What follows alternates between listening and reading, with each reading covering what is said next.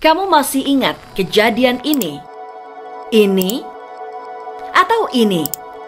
Kebayangkan seharian saja hidup tanpa listrik, susahnya minta ampun. Sudah krisis pasokan listrik masih menjadi masalah utama di Kepulauan Nias. Pemadaman total atau blackout, mati listrik, aliran listrik padam, listrik tiba-tiba mati. Kebetulan saya ingat kejadian itu sekitar jam 12 siang itu kejadiannya.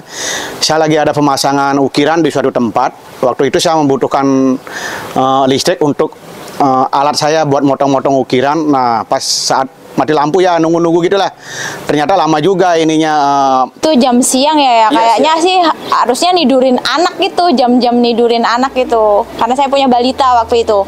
Sulitan banget, apalagi punya balita ya, harusnya jam tidur siang kan jadi gerah, panas gitu, jadi rewel. Kalau pemadaman selama itu berasa banget ini, artinya berdampak juga pada kerjaan yang harusnya kelar sehari atau 2 hari itu lumayan pengerjaannya harusnya, apalagi tempatnya jauh pemasangannya, artinya saya butuh waktu lagi untuk ke sana. Pokok banget karena sekarang apa-apa udah menggunakan listrik ya, nyetrika, nyuci, bahkan masak pun kan harus pakai listrik.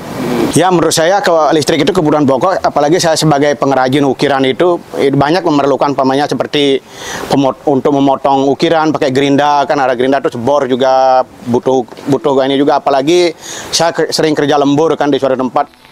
Di Nias, kejadian ini bukan cuma sehari atau 2 hari, tapi 12 hari. Bayangin, seluruh Pulau Nias gelap. Sejak 1 April 2016, listrik padam total. Ponsel mati, sinyal hilang, air bersih terhenti. Toko genset diserbu. Nelayan gak bisa melaut karena pabrik es berhenti. Ikan busuk di pasar, ekonomi lumpuh. Pelajar sulit belajar saat UN. Rumah-rumah tenggelam dalam gelap dan kecemasan. Pada 2019, blackout atau mati lampu besar kembali terjadi. Bukan di pelosok, tapi di sepanjang Jawa hingga Bali. 21 juta orang terdampak, rumah tangga lumpuh, bisnis terhenti. KRL dan MRT berhenti total, cuma Transjakarta yang bertahan. Layanan digital terganggu, Gojek, Grab, sampai jaringan telekomunikasi kacau. Lampu lalu lintas padam, macet parah di mana-mana. Lilin yang jadi solusi penerangan darurat justru memicu kebakaran. Di Jakarta saja ada 11 insiden kebakaran akibat lilin saat itu. Di Twitter, tagar mati lampu trending sedunia. PLN mengklaim kerugiannya mencapai 90 miliar rupiah. Tapi versi Eva bisa tembus 865 miliar rupiah. Bahkan kasus blackout sempat terjadi lagi pada awal tahun 2025. Bali gelap gulita. Listrik padam total karena gangguan kabel bawah laut dari Jawa. Akibatnya 1,88 juta warga terdampak. Bandara Ngurah Rai lumpuh. Rumah sakit dan hotel berusaha bertahan pakai genset. Di jalanan macet parah karena lampu lalu lintas mati. Pariwisata ikut goyah. Pembayaran digital lumpuh. Sekolah gelap, bisnis terhenti. Sejumlah warga mengklaim rugi ratusan juta rupiah. Deretan kejadian ini jadi sinyal penting bahwa listrik harusnya bukan kemewahan, tapi kebutuhan. Persis sama yang JK bilang tahun 2016 saat masih jadi wakil presiden. Sekarang pertanyaannya, sebetulnya gimana sih konstitusi mengatur soal listrik ini? Mahkamah Konstitusi sebagai satu-satunya lembaga di Indonesia yang berdasarkan Undang-Undang Dasar 1945 mempunyai kewenangan menafsirkan konstitusi lewat putusan ini, dan ini. Secara konsisten dan berulang kali secara tegas mengklasifikasikan tenaga listrik termasuk ke dalam cabang-cabang produksi penting negara dan menguasai hajat hidup orang banyak dan oleh sebab itu harus dikuasai oleh negara.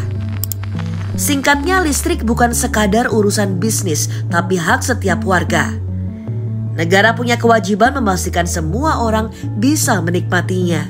Tapi pertanyaannya, apa sih sebenarnya yang dimaksud dikuasai oleh negara? Nah, di sini Mahkamah Konstitusi kasih penjelasan penting. Masih dalam putusan yang sama, yaitu putusan uji material Undang-Undang Ketenagalistrikan, Mahkamah Konstitusi menjelaskan bahwa makna dikuasai oleh negara punya 4 fungsi utama. Pertama, fungsi pengurusan Bestuursstaat lewat pemerintah yang berwenang mengeluarkan dan mencabut fasilitas perizinan, lisensi, dan konsensi. Kedua, fungsi pengaturan Regelendaad lewat kewenangan legislasi di DPR dan eksekutif serta regulasi pemerintah.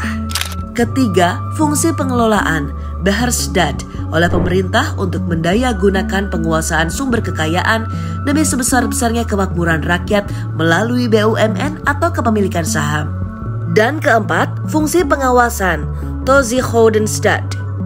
Pemerintah mengendalikan dan mengawasi untuk memastikan penguasaan oleh negara. Artinya, negara punya mandat publik buat mengurus, mengatur, mengelola, dan mengawasi cabang produksi penting demi kemakmuran rakyat. Jadi, jika listrik padam, apalagi sampai berhari-hari, kita mesti ingat, ini bukan sekadar masalah teknis atau bisnis. Ini bisa berarti negara gagal menjalankan kewajiban untuk menguasai tenaga listrik yang terdiri dari mengurus, mengatur, mengelola, dan mengawasi cabang produksi penting demi kemakmuran rakyat Indonesia.